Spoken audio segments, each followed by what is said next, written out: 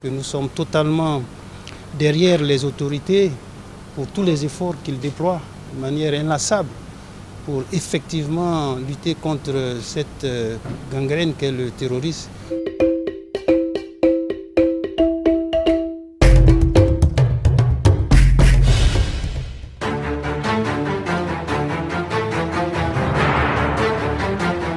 Effectivement, nous venons d'être reçus en audience par son Excellence, Monsieur le Président de la Transition.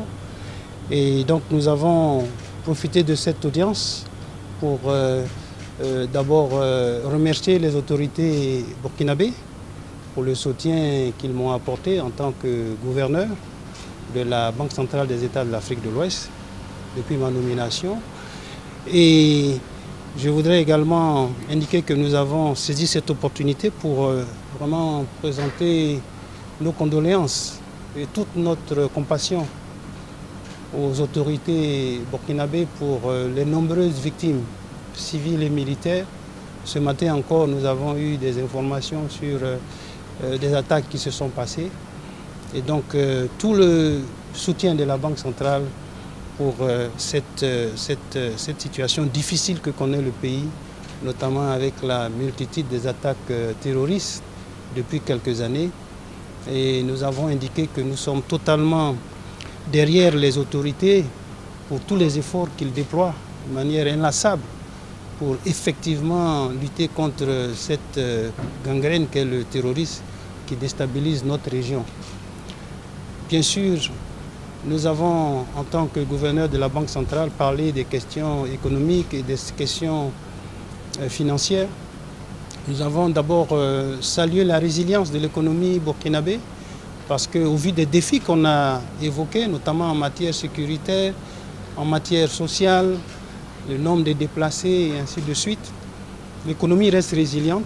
La croissance économique en 2022 est ressortie positive et devrait continuer à s'améliorer en 2023 avec notamment l'amélioration de la campagne agricole. Nous avons noté que bien sûr l'inflation reste un défi pour l'économie burkinabé, comme c'est dans tous les autres pays de la région UEMOA. Nous avons une inflation qui est au-dessus de notre moyenne habituelle, notre cible, et donc nous travaillons ensemble avec tous les pays pour faire baisser ce taux d'inflation qui pénalise bien sûr les populations.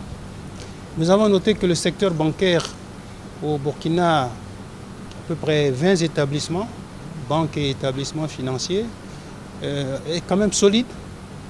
Les résultats sont bons. Les banques financent l'économie. L'année dernière, le taux de croissance des crédits à l'économie a atteint près de 20%. Donc ce qui est une bonne chose et la tendance quand même se maintient. Pour 2023, nous avons noté que les taux de dégradation du portefeuille quand même restent en deçà de la moyenne régionale. Et donc tout ça, c'est des signes encourageants. Bien sûr, la situation n'est pas facile.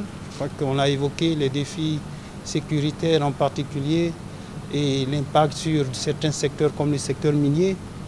Mais nous allons, avec les autorités, continuer à travailler pour faire en sorte que le secteur financier, le secteur bancaire reste un acteur important parce que ce sont les banques qui financent l'économie et qui soutiennent les activités économiques. Donc ça, c'est un maillon essentiel qu'il va falloir pour soutenir.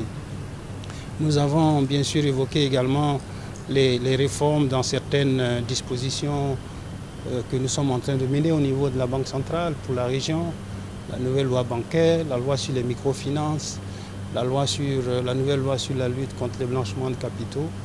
Évidemment, tout ça pour dire que la Banque centrale, qui est la banque centrale des 8 pays membres de l'UEMOA, continue donc à jouer son rôle pour assurer la stabilité monétaire, la stabilité financière, parce que c'est ça qui permet de maintenir la confiance pour les investisseurs et c'est ça qui permet d'assurer que la croissance économique dans notre région, qui, il faut le dire, est pratiquement pendant la période difficile de Covid et de la suite, est restée quand même l'une des meilleures croissances sur le continent.